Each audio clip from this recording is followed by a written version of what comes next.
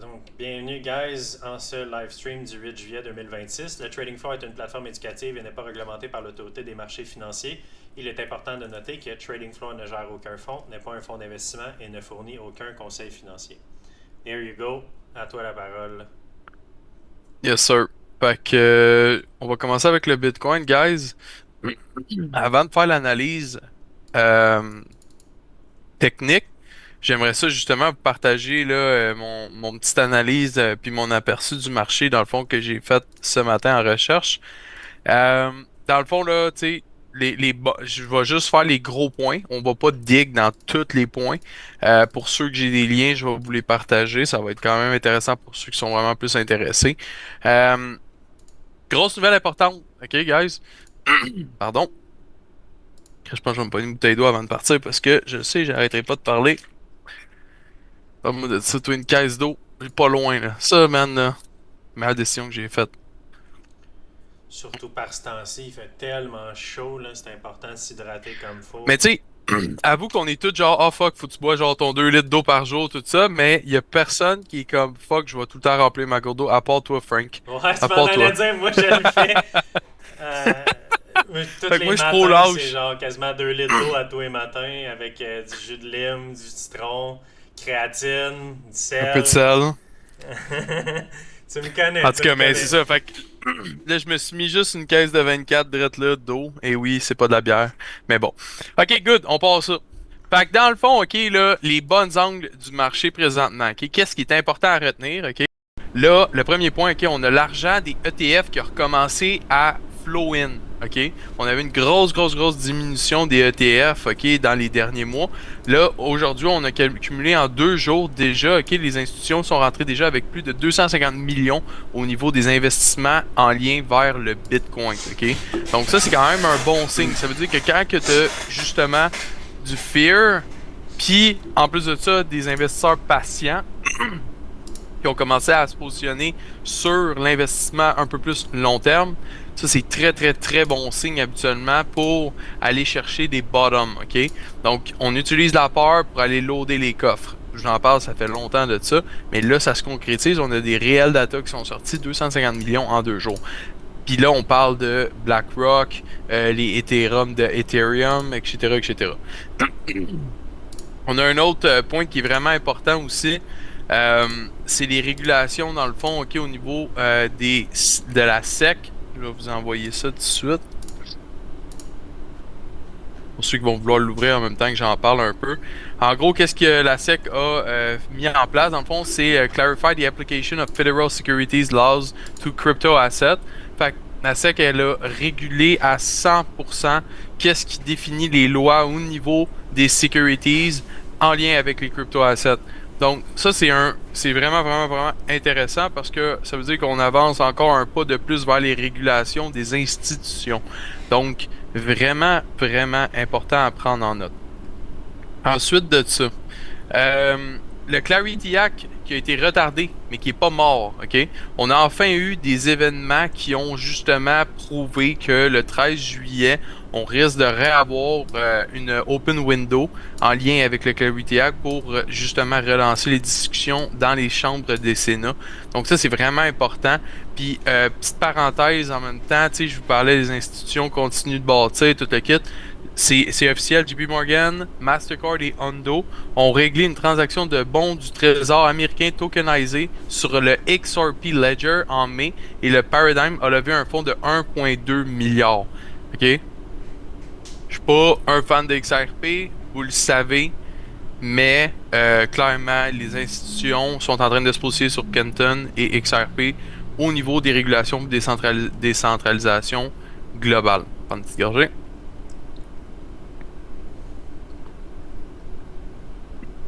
Bon, on a aussi le Mika qui est en Europe. C'est vraiment.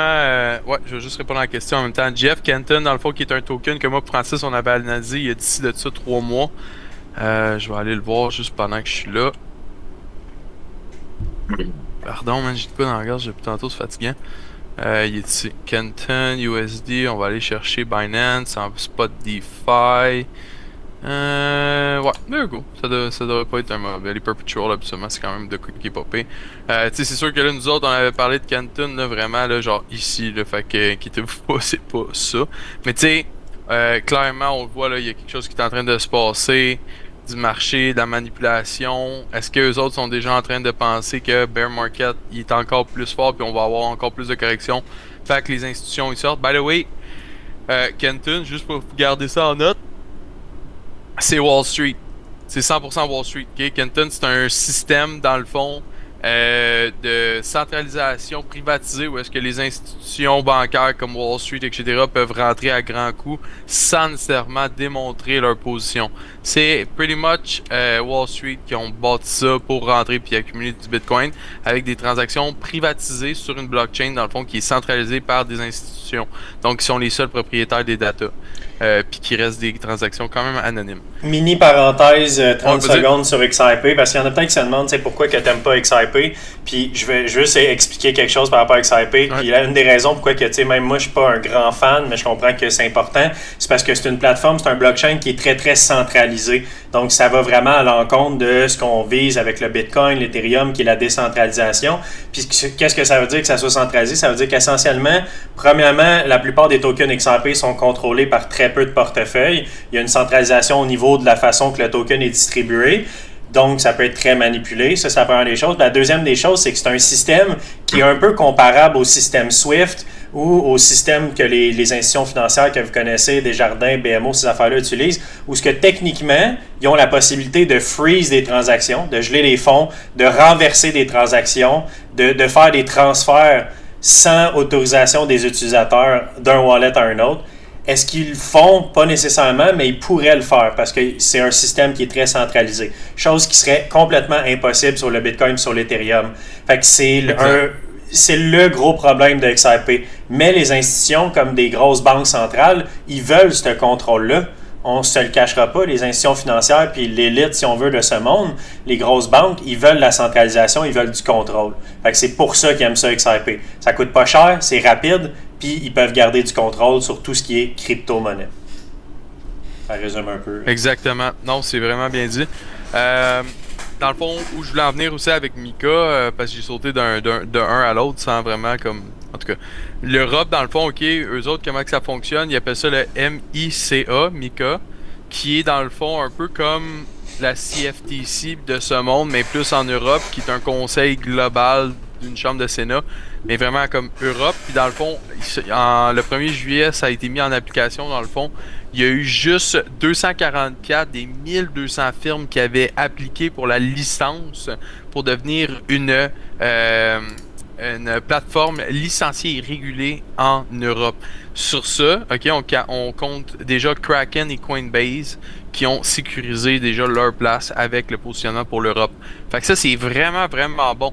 Fait que tu sais, guys, là, tu sais, il y en a ici peut-être qui proviennent de d'autres formations, peut-être Renaissance, Crypto Club ou n'importe quoi, c'est pas grave, ok?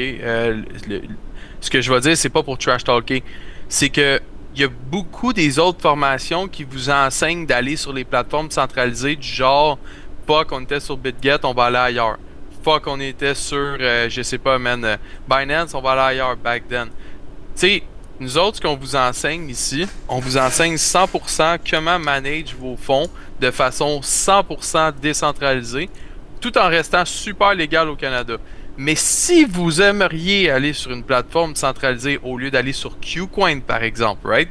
Parce que c'est ça en ce moment qui se passe. Les gens sont comme, ah non, pas BitGet, on va aller sur Qcoin. Guys, c'est simple, ok? Kraken, ok? Si vous voulez pas vous faire chier, vous voulez avoir des rapports d'impôts qui sont centralisés, qui sont parfaits, que vous allez avoir des rapports qui font du sens, vous n'aurez pas de scam, pas de problème, un support service, tout le kit. Kraken, c'est une excellente plateforme et Coinbase aussi. Malheureusement, les frais sont un peu plus dispendieux, mais je vous le dis, guys, la stabilité d'esprit dans ce milieu-là vaut de l'or, ok? Donc, des fois, faites attention.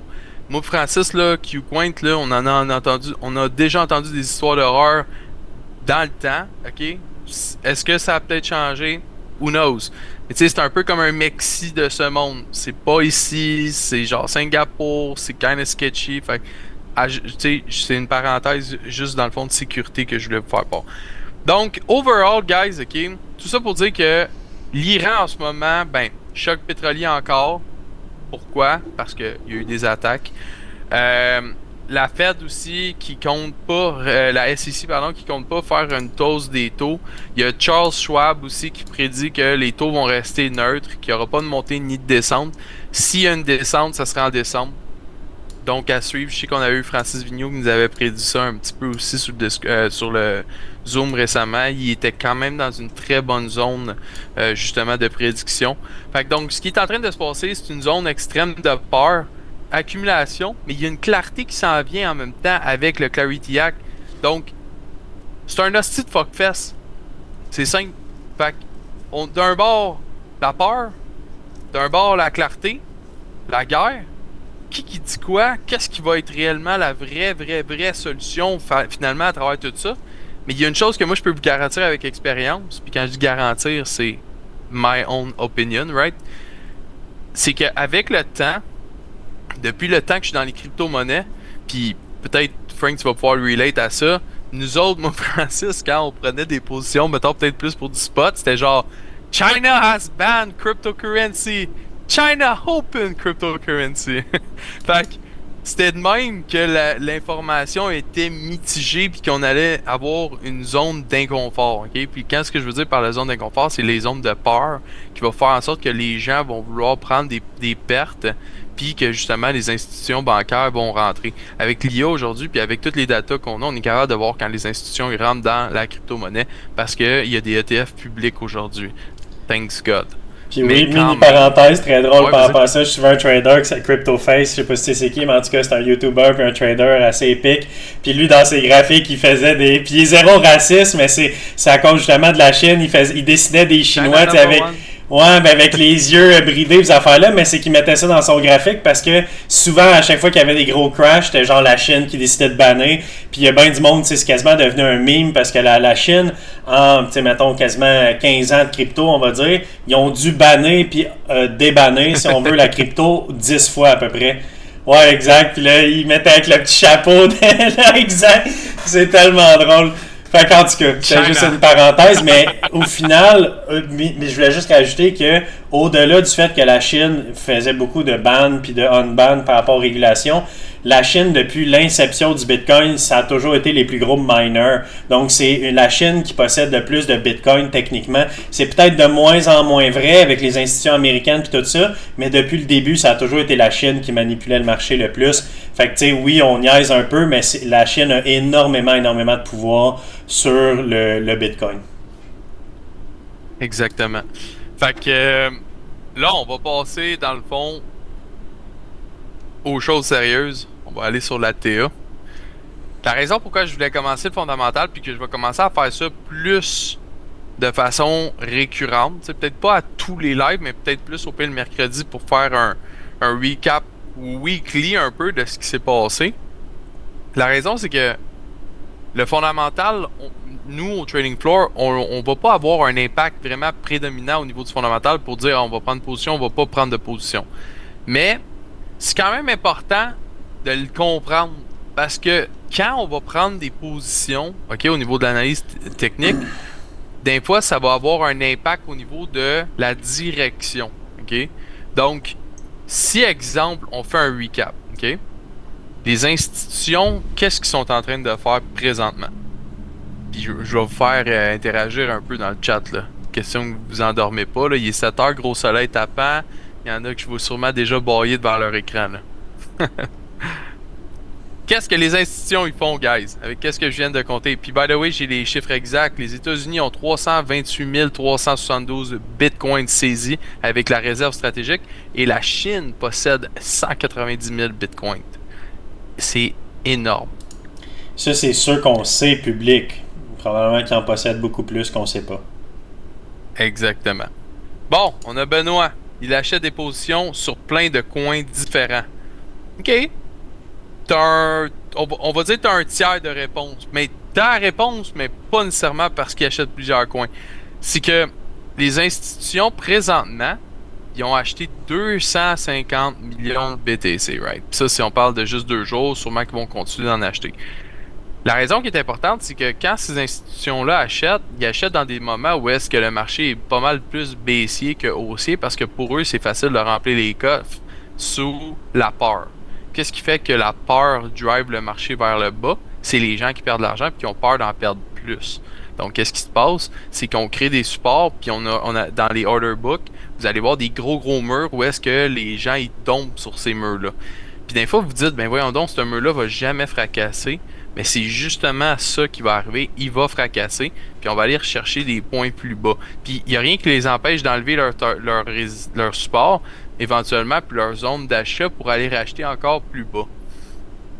C'est pour ça que l'annonce de l'Iran n'a pas trop affecté le Bitcoin. Exactement, parce que présentement, on est déjà dans une zone d'incertitude puis d'accumulation. Donc, c'est pas si pire que ça. Donc, institutions qui achètent, la peur. Et par contre, on a un Clarity Act qui s'en vient bientôt. Ce que Jay cherchait comme réponse, là, c'est les institutions, qu'est-ce qu'ils font? Ils accumulent. Ils accumulent en ce moment. Exact. Peu importe le sentiment du marché. Ils s'en foutent du prix, eux autres, ils paniquent pas. Là. Ils achètent, puis ils vont juste être contents d'acheter encore plus si on descend en bas de 50 000, puis ils vont holder ça jusqu'à temps qu'on retourne à des all-time highs. Exactement. Fait qu'est-ce qui est arrivé ici? Regardez. Grosse zone qu'on avait de résistance avec la grosse trend baissière, on l'a pété. Qu'est-ce qui est arrivé? On est allé retoucher la 200. En haut du flag, on a brisé, puis on est allé redescendre, on a fait un méga pole. On est allé retoucher notre zone haussière, où est-ce que je croyais qu'on allait faire justement du range, mais un petit peu plus haut, style genre comme ça, on l'enlève, right? On la garde plus en considération. Turns out que cette ligne-là est forte en tabarnak, guys, parce que regardez qu'est-ce qui s'est passé. On a eu un fake-out, puis par exemple, ici, justement, on avait callé le short. Probablement qu'il y a des gens qui ont peut-être été chercher un petit peu de profit là-dessus, mais honnêtement, tu sais, on va rester bias pour le record. Tu sais, je pense que la plupart des gens, c'est stop loss vers le haut, stop loss vers le bas. C'était vraiment une zone de fuck over ici. Par la suite, on a eu un super beau briseur de tendance où est-ce qu'on est revenu retracer en haut.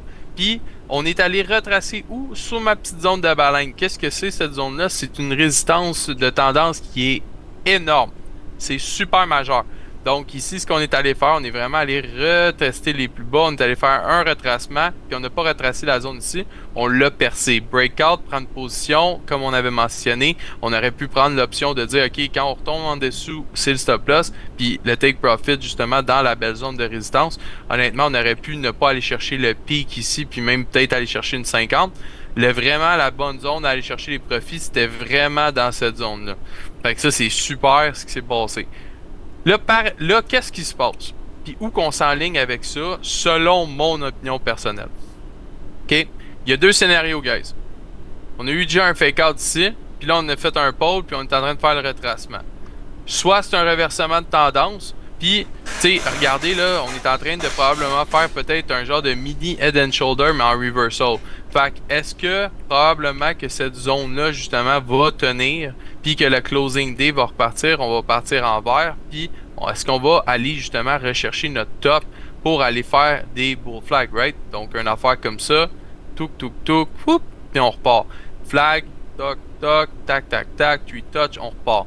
Est-ce que c'est réellement là le reversement de tendance vers un marché haussier?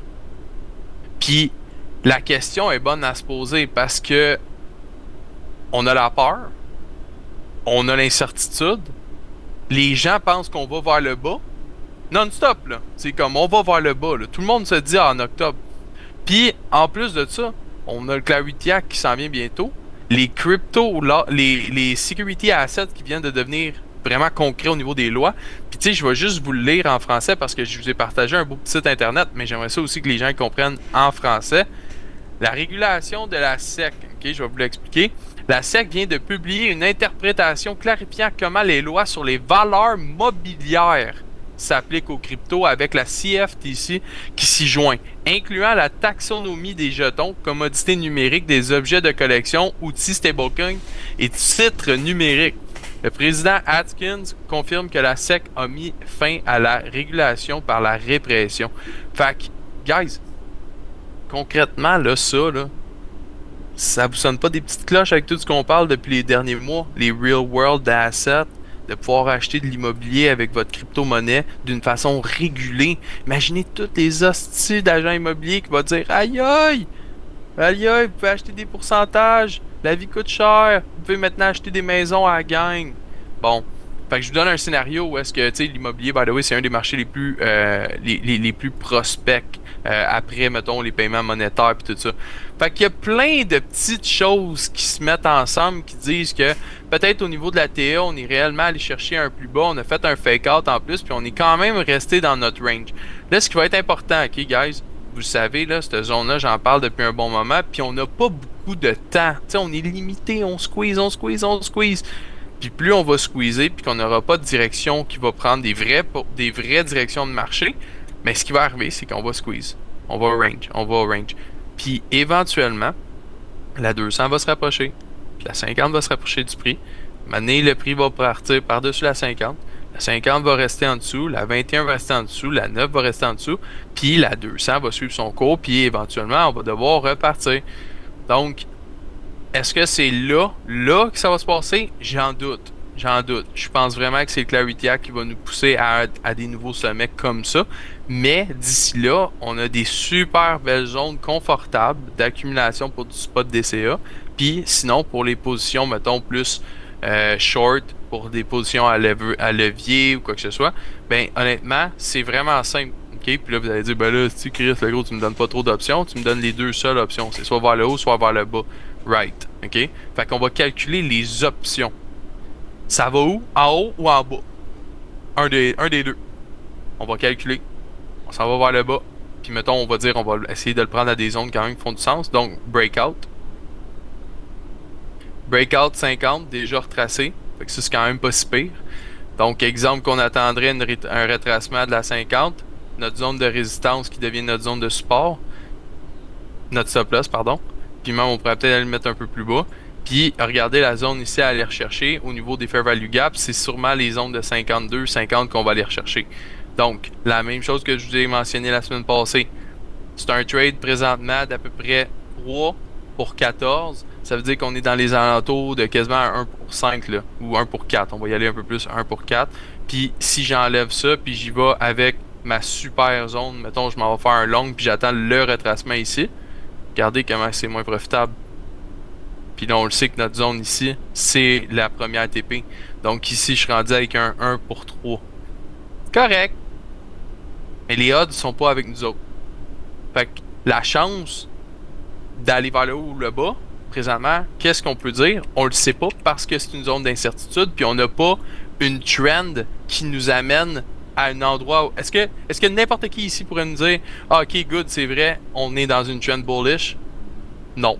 Est-ce qu'on a un reversement de tendance? Non. Est-ce qu'on est dans un trend bearish? Oui. Est-ce que le trade bearish est plus profitable si on suit la tendance puis on y va avec les statistiques? Oui.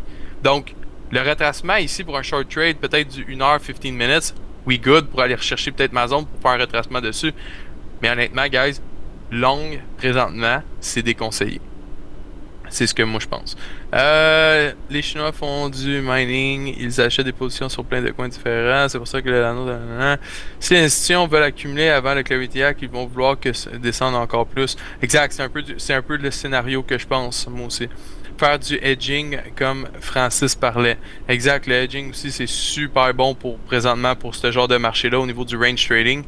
C'est trop volatile dans peu de volatilité, si je peux dire ça de même. Ça bouge pas ces jours-ci, ok? Regardez, là, j'y vais chercher le top 6, je descends, là. T'sais, on est dans ce petit channel-là, là. T'sais? Puis, juste pour vous donner un exemple, regardez comment c'est dégueulasse pour du day trading. Là, je suis en daily, right? Regardez la wick ici, là. T'sais, honnêtement, là, on parle pas d'une affaire de même, là. Regardez ça, là. Ici.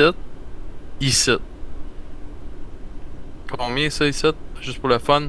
5%. Qui ici qui risque, mettons, plus que 5% de son portfolio sur un stop loss? Personne. La plupart des gens sur le day trading vont risquer au maximum 2%. Puis encore là, 2%, ça commence à faire du gros stop loss. Fait que, tout ça pour dire, guys, que c'est pas facile, c'est pas un marché qui est simple, mais moi, selon moi, les prédictions d'aller plus bas sont encore très propices. Est-ce que je suis heureux de dire ça? Malheureusement, non, parce que je fais du spot trading. Fait qu'on s'entend-tu que pour le long terme, c'est sûr que pour moi, j'aime ça, parce que j'accumule. Mais tu sais, on s'entend-tu que, tu sais, non, ça remonte pareil, right? Fait qu'il y a World Liberty Finance, que je voulais vous jaser encore. C'est quasiment un stablecoin. Fait que je suis vraiment chanceux en ce moment. Je fais tout le temps des lower high, des plus hauts, puis il descend pas plus bas. On s'accote tout le temps ça à 50, puis on se fait tout le temps rejeter. Moi, j'accumule, pour vrai. Je fais juste accumuler. J'en achète fréquemment, pratiquement daily. J'en achète un petit 100 par-ci, un petit 200, un petit 300. There you go, j'accumule. Est-ce que c'est encore un bon investissement pour du leverage trading et des longs et des shorts? Nope. Donc, c'est à prendre en considération. C'est super important de faire très attention sur ce jeton-là, qui, selon moi, peut vraiment être super bon. C'est rare, je parle des stocks, guys, puis je veux juste vous le mentionner. Regardez-moi ça. Une charte comme on les aime, une destruction massive. Donc, la raison pourquoi je vous en parle, vous allez me dire, voyons donc, Jay, tu nous montres donc ben de la marde.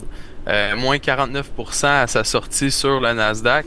La raison pourquoi je vous en parle, c'est que c'est un projet que peu de gens connaissent. Ça s'appelle Securities. Dans le fond, c'est les projets immobiliers aussi pour tous les projets de la famille en UIA. C'est un énorme fucking consortium de building assets.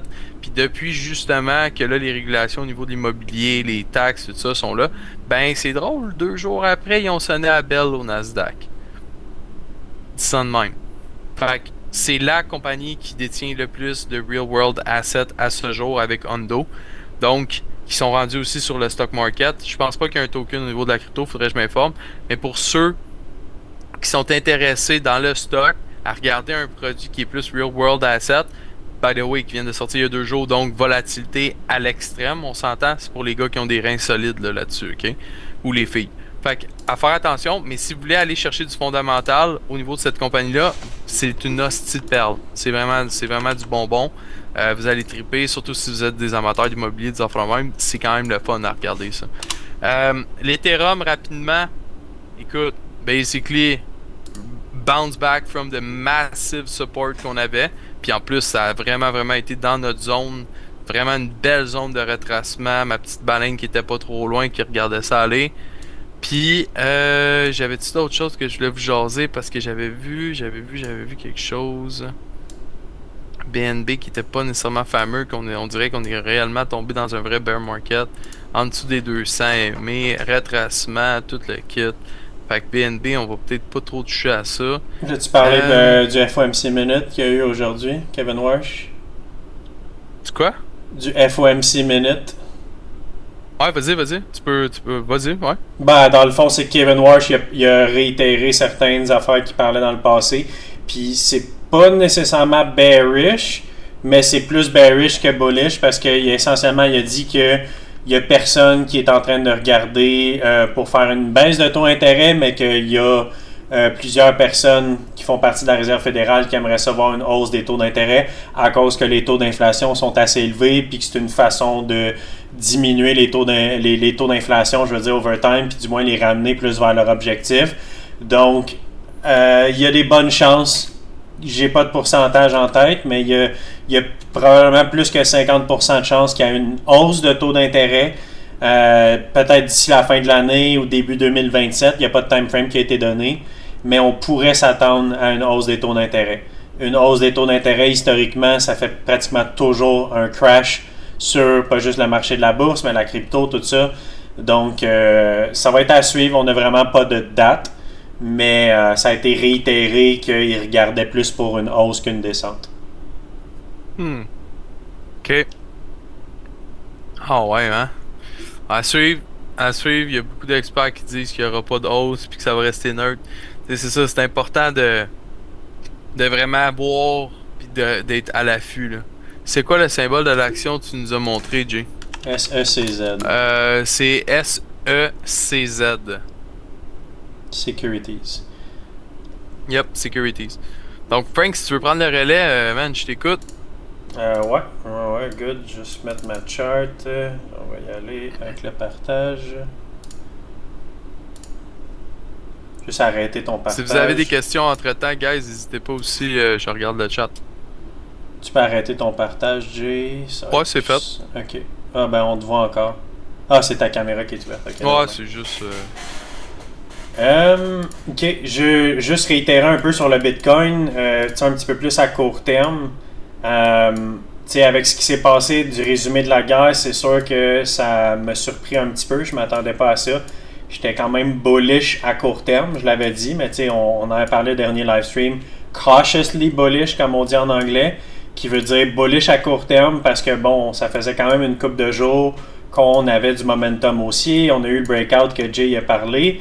Mais on faisait une consolidation proche d'une zone de résistance. On a tenté de la briser, pas une fois, mais 2 fois, pour finalement se faire surprendre par la guerre qui reprend, puis breakdown. Fait que là, on voit que les moving average, la jaune, c'est la 21, puis la 50 en vert, mais là, on a eu le croisement, puis on est complètement renversé. Donc, j'ai pas le choix de shifter un peu mon momentum vers un momentum bearish à court terme.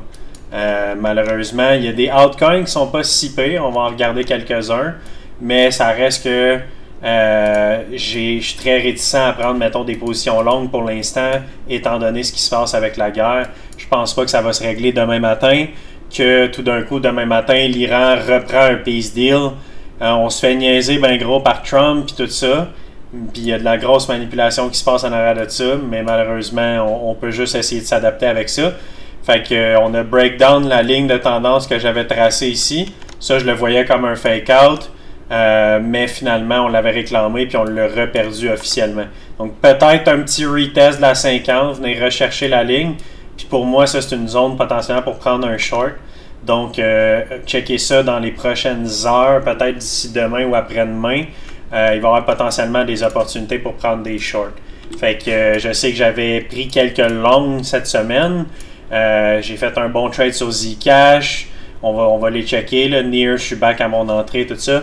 Mais au final, les longs n'ont pas super bien fonctionné cette semaine à cause de justement le gros drop qu'on a eu ce matin avec la news de l'Iran. Mais ça nous donne quand même des opportunités pour potentiellement short. À quoi pourrait ressembler un short sur le Bitcoin? J'aimerais ça le voir remonter un petit peu. Vraiment un retest de ma zone ici, ma ligne de tendance, ça serait vraiment parfait pour un entrée de short.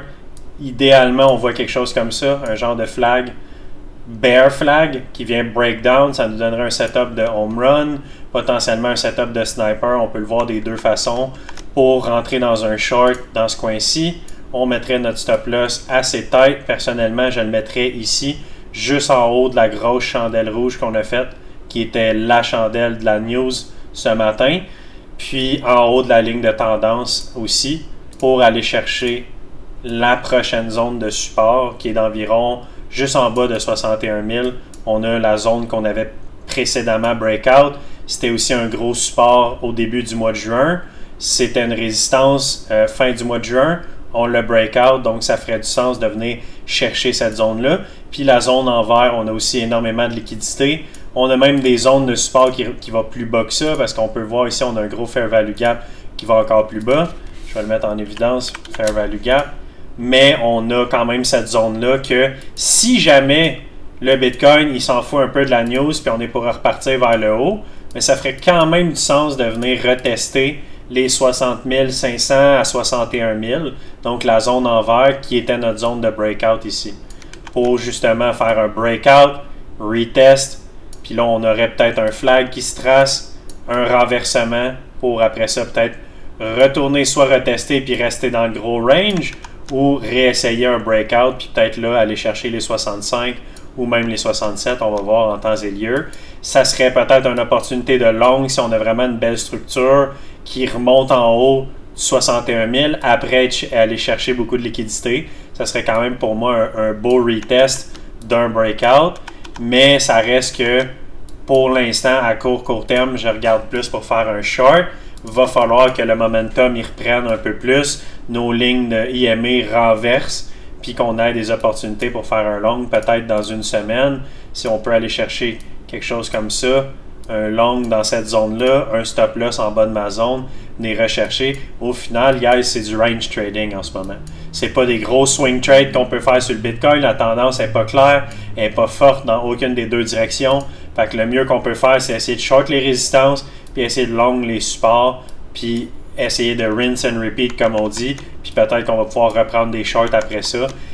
C'est pas évident de trader cette zone-là, mais je fais juste dire qu'est-ce que moi je regarde pour potentiellement prendre des trades sur le Bitcoin dans les prochains jours, prochaines semaines. Donc, évidemment, ça pourrait changer si on a un méga breakout, mais là, avec la guerre qui vient de reprendre, ça me surprendrait énormément que le Bitcoin il reparte tout d'un coup, à moins qu'on ne sait jamais. Finalement, Trump fait un nouveau deal avec l'Iran et tout ça. C'est dur à dire, on ne sait plus à quoi s'attendre avec Donald Trump, on s'entend là-dessus, je pense. Fait que c'est pas évident d'essayer de prédire qu'est-ce qui va se passer avec ça. Mais pour l'instant, la guerre est arrivée ce matin, donc un peu plus vers les shorts. Puis là, je veux dire, n'hésitez pas à lever la main, guys, si vous avez des questions ou à écrire dans le chat. N'hésitez pas à nous couper, poser des questions. Venez nous jaser aussi, vous pouvez vous démuter. Venez poser des questions. On est là pour répondre aussi à des questions, puis pas juste faire des monologues. Fait que... justement, je voulais savoir, y en a-tu qui sont nouveaux à soir? Y a-tu du monde qui sont complètement néophytes, là? Bitcoin néophyte, crypto, first day qui entendent du Bitcoin puis qui se sont dit, ok, moi c'est à soir, je m'en vais dans un live de crypto pour comprendre tout ça. Il y a certainement des nouveaux. Il y a des nouvelles personnes, je pense que j'ai jamais vu. Il y a des nouveaux noms, des nouveaux visages que je vois. Donc, je pense que oui. Bienvenue s'il y en a des nouveaux dans le live de la crypto. C'est pas mal une des premières fois. Parce que je suis dans le stock, mais quand vous faisiez des free live, j'essaie de venir comprendre un peu, parce que j'ai l'intention de plus d'accumuler un petit peu là, de Bitcoin ou de la crypto là, pour avoir une partie dans mon portefeuille. Excellent. Bienvenue, Ced. Puis, that's it. OK, fait que t'es en stock déjà. Bon, mais tant mieux. Fait que, en espérant qu'on peut t'éclaircir un petit peu par rapport à ça, puis que t'aimes notre live. Fait que j'ai Phil qui dit pas néophyte, mais c'est mon premier live crypto. J'ai surtout regardé la crypto, mais pas tradé beaucoup. Ah, très cool. Bienvenue, Phil. Bien, en fait, j'ai rempli un formulaire, Jay, je vais en profiter pour le partager parce qu'on parle du monde qui sont nouveaux. Donnez-moi juste un petit instant, je vais aller chercher ça sur mon autre écran. Je vous ai fait un petit formulaire pour ceux qui sont Nathalie, nouveaux. Je pense qu'on s'était jamais rencontrés encore. Bienvenue dans le programme.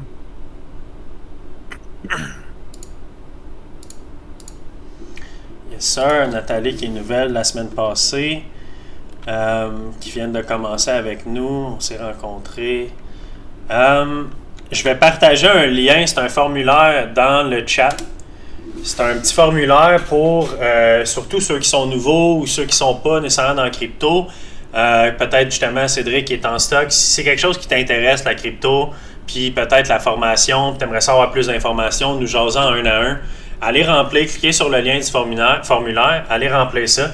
C'est vraiment pas long, c'est juste donner vos informations pour qu'après ça, moi, je puisse vous communiquer en un à un, en privé. On va se faire un petit call, on va se jaser. Je vais vous expliquer ça, la structure de notre formation. Je vais pouvoir vous donner plus d'informations sur ça parce que je vois qu'il y a quand même une couple de personnes que j'ai jamais vues. Fait que j'aimerais ça vous rencontrer, apprendre à vous connaître, puis voir si c'est un bon fit avec vous autres, la formation en crypto. Fait que on va continuer. Encore là, je veux juste voir, j'ai Daniel qui dit, moi qui avait participé à un live crypto il y a quelques semaines et qui a réouvert ce live de ce soir par curiosité encore et qui vient de se réveiller en passant. Bon matin, Daniel. Un petit peu tard. Mais garde le prendre. Travail de nuit. C'est ça. Il y en a qui travaillent de nuit. Oui, vas-y, Daniel. Ouais, c'est plutôt que ça fait comme 5 minutes que j'étais presque assoupi, là, mais ça... C'est justement ça, man. C'est pour ça qu'on pose des questions pour vous réveiller un petit peu. Parce que de l'analyse technique puis des fondamentales de la géopolitique, c'est pas tout le temps des fois ce qu'il y a de plus. C'est pas ce qu'il y a de plus le plus bandant, on va dire ça de même. Mais en tout cas, garde. En espérant au moins que ça vous donne une petite bonne intuition sur ce qui se passe sur le marché ces jours-ci. Puis comme, tu sais. Parce que grosso modo, basically. Puis là, je vais parler pour moi, pas pour Francis. L'analyse que je vous ai faite un peu plus tôt, dans le fond, là, pour de vrai, guys, c'est simple. Mon mot d'ordre à moi, ça serait tradez pas. Let it go. Prenez le temps que vous avez pour faire du paper trading. Entraînez-vous à checker des breakouts. checker comment les structures se positionnent en place, regarder les FVG, checker la home run strategy, réaller visionner la vidéo s'il faut, ou la sniper puis la home run strategy, juste question de l'avoir en tête. Parce que quand on va repartir en bull run, guys, les hosties de pole, puis tous les gros bull flags qu'on va faire, je vous le dis, on va les catch out. On va les pogner puis ça va être intéressant. Fait que, en ce moment, c'est pas le temps de perdre d'argent, là. C'est juste le temps de keep it simple, prendre des petits trades par rapport à ce que Francis il voit sur le short term, et essayez d'être alerte. Si vous n'êtes pas alerte, puis vous êtes trop occupé, vous êtes trop en train de faire des affaires dans votre vie, c'est l'été, tout ça, c'est correct aussi d'un fois de juste regarder le marché puis dire guess what, on va faire de l'argent aujourd'hui en ne tradant pas. That's it. Ou je ne vais pas en perdre surtout, tu sais, limiter les pertes dans des situations Exact. même. Le marché va redevenir beaucoup plus facile dans les prochains mois quand on va repartir. Je suis pas inquiet qu'on va avoir des streaks insane quand le bull market va repartir vraiment puis la tendance va être plus claire. Là, c'est pas mal le plus dur que ça peut être en trading parce qu'on est vers la fin d'un bear market. Fait qu'est-ce qu'on repart? Est-ce qu'on redescend? C'est vraiment difficile. Puis ce qui est le plus facile en trading, du moins avec ma stratégie, que ce soit home run ou sniper, c'est quand les marchés ont des tendances très claires et très fortes. C'est là que c'est le plus facile. Fait que s'il y en a qui ont un peu de misère en ce moment à trading, c'est normal. Vous commencez, surtout ceux qui commencent, dans les pires conditions de marché que vous pouvez avoir en crypto. Je vous garantis que ça va devenir beaucoup plus facile dans une couple de mois. Fait que important de juste se pratiquer, continuer de développer les stratégies, puis gagner de l'expérience en limitant les pertes le plus possible pour qu'il vous reste encore en masse d'argent puis que vous ayez de l'expérience quand les marchés vont être plus propices à prendre beaucoup de trades. Puis vous allez voir qu'il va en avoir des setups de trade beaucoup quand les conditions vont être plus favorables puis que là, c'est un peu plus tranquille ces temps-ci, c'est normal. Moi, je trade pas particulièrement beaucoup comparé à ce que j'ai tradé dans le passé ou ce que je vais trader dans le futur. Vas-y, Charles. Ouais, tu sais, tu dis quand la tendance claire on va avoir une tendance claire établie. C'est-tu moi ou bien, tu sais, puis même quand je regarde les graphiques dans le passé avec Bitcoin, on dirait qu'il y a le temps que la tendance elle soit établie, on tombe en zone de résistance puis on tombe en incertitude. Genre. J'ai l'impression que la tendance n'est jamais établie avant qu'il soit trop tard. C'est quoi ton point de vue par rapport à ça? Si je peux parler de ça, là, c'est sûr que j'ai pas mon écran mis en place, mais je sais pas si vous vous souvenez, Bitcoin, puis là, je vais remonter de il y a loin en tabarnak, ok? Qui était ici, puis je sais pas s'il y en a qui sont là encore, là, quand on avait eu la première crust du 200 puis de la 50 vers le marché baissier au niveau du daily, concrètement, le trading floor, si vous étiez là il y a 8 mois avant qu'on a eu le pic à 126, parce que quand on était à 126, j'étais déjà coach au trading floor, puis j'avais callé énormément de bons coins sur Dolo, World Ready Finance avant sa pré-release en septembre, j'avais callé AOL, tout ça. Mais concrètement, allez revoir mon live 2025, puis c'était quoi la date déjà? Je pense que c'est dans les alentours d'octobre. Tout le monde est sorti du Bitcoin à 115 000. À 100%. Tout le monde avait sorti du Bitcoin à 115 000. Puis ça n'a pas été comme, ok, on fait ça à peu près. Non, c'était calculé parce que on tombait justement dans une zone d'accumulation haussière sur une résistance. Puis on avait un dead cross au niveau de la 200 et de la 50 sur le daily. Fait que la raison pourquoi que j'en parle, c'est que après ça, on a eu quoi? Des tendances de bear flag qui se sont mis en place. À chaque fois qu'il y a eu les retracements de 50 sur les tops de bear flag, on les avait pas mal toutes callés. Fait que il y a beaucoup de situations de bear flag qu'on a pogné sur le 4, peut-être sur le daily. Mais là, en ce moment, c'est pas une zone facile à regarder. Pourquoi? Parce que la zone, elle consolide. Genre, tout le monde qui essaie de prendre un top de bear flag sur une 50 ou dans un faux bear flag, on se fait tout fuck over. Pourquoi? Parce que c'est des fake out. Puis c'est plate, mais ces zones de consolidation là, faut attendre. Charles, on va s'en reparler, ok? La journée que le Bitcoin va passer au-dessus de la 50 sur le weekly, puis que tu vas avoir ta trend, là tu vas pouvoir dire, ok, good. Qu'est-ce qui est avec moi en ce moment? Des bulls ou des shorts? That's it. puis là, le trend will be your friend. Mais c'est vrai que c'est difficile de dire, ah, ok, good, le trend s'en vient, fait qu'on va se positionner en conséquence de. Je dis C'est ça dur. un peu parce que, tu le sais, moi, je suis avec vous autres depuis février.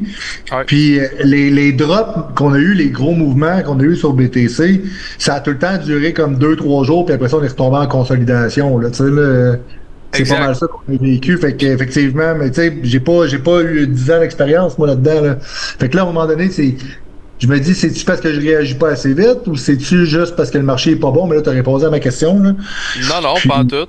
Mais là, c'est ça, j'ai pas mon astuce d'écran Non, partagé. non, mais moi, je vais te répondre. Dans le fond, là, les statistiques sont très claires. Le marché est plus souvent en consolidation qu'en tendance.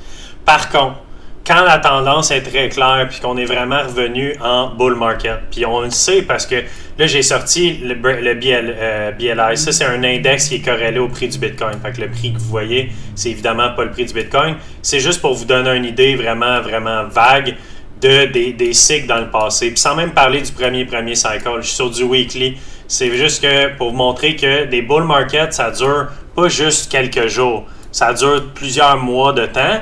Mais oui, souvent, tu as quelques semaines de grosses montées, puis après ça, tu tombes en consolidation, une grosse montée, consolidation.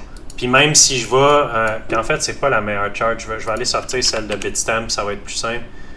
Donnez-moi 2 petites secondes. Bitstamp. En haut. Seth, vas-y, pose ta question pendant que Francis est en train de regarder. Tantôt, là, tu parlais justement de la tendance quand elle s'est inversée, là, qu'il y a eu le cross là, de la 50 à 200. Ouais. Tu as dit que pas mal tout le monde était sorti à 115. Puis je t'entends souvent parler que tu fais du spot trading. Mettons, quand j'écoute tes redéfinitions, Ouais. tu dis que si je comprends bien, tu investis souvent dans des creux, mais assez régulièrement. C'est tout ça. Ouais, ben c'est pratiquement, tu sais, comme moi je te donne un exemple, là. Tu sais, quand on a eu des sorties vers les alentours de 115, tout ça, tu sais, mettons concrètement, là, moi j'ai acheté du Bitcoin depuis les 3000 en palier, jusqu'en montant. Poup, sorti à 115, c'était mon exit. OK. Je suis pas sorti à 126, par exemple, tu comprends? Pas sorti à 126. Parce que dans ma tête, à 126, on était en Discovery Price, puis on s'en allait toucher peut-être les 317. Tu comprends? Mais les Moving Average, ils consolidaient, puis ils commençaient à se stabiliser, puis ils commençaient à prendre des zones de consolidation. Tu voyais que les order blocks étaient moins solides. Tu commençais à avoir du weakness. Le Fear and Greed Indicator, il commençait à descendre au Fear. Fait que là, tout ça, c'était des indicateurs que moi, je m'en souviens comme si c'était hier. On sort à 115. Puis encore mieux de ça, puis c'est pas vrai, parce qu'on est sorti, puis on a consolidé la tendance baissière sur World Liberty Finance pendant qu'il était non corrélé au Bitcoin, puis on a été chercher 55% de profit avec des longues. Fait que c'est vrai, il y a eu cette période-là aussi. Puis après ça, World Liberty Finance, 0,15, out. On est tous sortis à 0,15. Puis moi, j'ai continué de DCA, toute la descente. OK. Fait Mais j'ai pas un portfolio pareil comme... tu sais, puis c'est pas avec de la prétention que je dis ça, là, tu sais, j'ai travaillé fort pour arriver où est-ce que je suis aujourd'hui avec ce capital-là, mais, tu sais, j'ai pas le même esprit d'état de trading que quelqu'un qui a peut-être 5000$ dans son compte de trading pour se rendre, mettons, à 100 000, right? Fait que mon DCA, il est fait avec du capital en stablecoin que j'ai encore énormément, puis qui me permet de nager en dessous de l'océan, puis tu sais, je m'en calisse si je suis 15% en dessous de l'océan de mon prix. Tu comprends ce que je veux dire? Ouais. Je suis moins impacté par ça parce que ma position, je risque de la garder peut-être 1 an ou 2 encore. OK. Fait que quand, mettons, t'arrives au top, t'as-tu tout sorti, même ce qui est tout de long terme, ou non, tu fais juste en sortir une partie? Non, 115, j'ai sorti quasiment 75% de mon DCA puis mon spot. J'ai gardé 25% encore dans BTC sur mes ledgers. Ça se jouera jamais. Tout ce qui est dans mon ledger, il n'y a personne ici qui sait combien que j'ai, il n'y a rien de ça. Tout cet argent-là est mis à 100% pour mes enfants, that's it, that's all. C'est comme un fonds de pension de retraite, that's it, that's all. OK, puis quand là, tu sors 75% de ta position, tu te sers de ça pour refaire du DCA en descendant, ou ben tu vas le... Ben oui, parce que je suis liquide. Quoi que ce soit. Non, je suis liquide. OK, t'es rien que liquide pour réinvestir plus tard. Exact, puis si tu vas voir ma capsule sur CallSwap, tu vas comprendre comment je le fais. Attends, sur CallSwap, c'est où ça, c'est quoi? Mais Seth, il n'est pas dans la formation, je pense. Ouais. Non, je suis pas dans la formation, je suis dans le lien dans le stock. Ok. Ben, dans le fond, j'utilise CowSwap, dans le fond, qui est un agrégateur de prix, un aggregator de prix, où est-ce qu'il va me trouver le meilleur prix au niveau des finances décentralisées pour pouvoir faire du DCA dynamique long terme.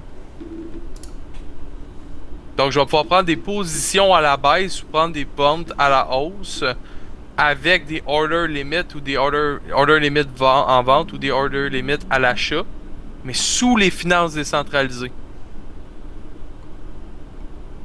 Et ça veut dire quoi, ça, les finances décentralisées? Ben, je veux pas, on pourrait en parler longtemps, là, mais en fait, tu sais, Ced, si tu veux avoir plus d'infos, je te dirais écris-moi en privé. Ça va me faire plaisir de te jaser, genre une demi-heure, 45 minutes, 1 heure s'il faut en privé. On pourra jaser de DeFi, parce que là, c'est vraiment une bulle qu'on pourrait jaser vraiment longtemps. Puis c'est compliqué quand même, il y a bien du stock là-dedans. Je pourrais te montrer CowSwap et te parler un peu de ce qu'on fait nous autres en crypto. Mais je veux pas prendre trop de temps pour le stream par rapport à ça. C'est pas que c'est une mauvaise question, c'est juste que ça serait long répondre à ça. Non, mais c'est bien correct, ça. Puis anyway, comme Francis, au pire, s'il veut prendre du temps avec toi, il le prendra. Puis by the way, anyway, moi, je vais en profiter direct là parce que dans 3-4 minutes, il faut que j'aille coucher les enfants. Fait que je vous quitte là-dessus. Je vous laisse avec Francis pour finaliser puis répondre comme du monde à la question à Charles. Fait que pour tous ceux, guys, là, qui sont nouveaux, quoi que ce soit, si vous avez des questions, Francis, vous pouvez y écrire après, zéro stress. Sur ça, moi, je vous vois ce samedi. Là, c'est ça. Il faut vraiment qu'on settle down la nouvelle horaire d'été. Peut-être plus les vendredis, au pire, à 4h, 5h. Question qu'on clenche ça. Le monde, ils ont leur soirée, ils ont leur fin de semaine. Tu sais, on sort un peu de ça. Fait que... on va checker ça, là. On va s'en jaser, moi, Francis, demain. On va essayer de voir. On va faire un vote au pire à main levée ou sur le Discord. Qui serait plus dans les vendredis. Puis... Ouais, vas-y. T'es willing de faire ça à la même heure que d'habitude, ça serait l'idéal. Parce que moi, c'est pour ça que je suis bien content. Souvent, le samedi, je travaille puis je rush du Chris pour réussir à venir pour faire le live. Puis si c'était le vendredi à 7h, ça serait vraiment merveilleux. Mais là, c'est mon opinion à moi, là. Ok, sounds good, man.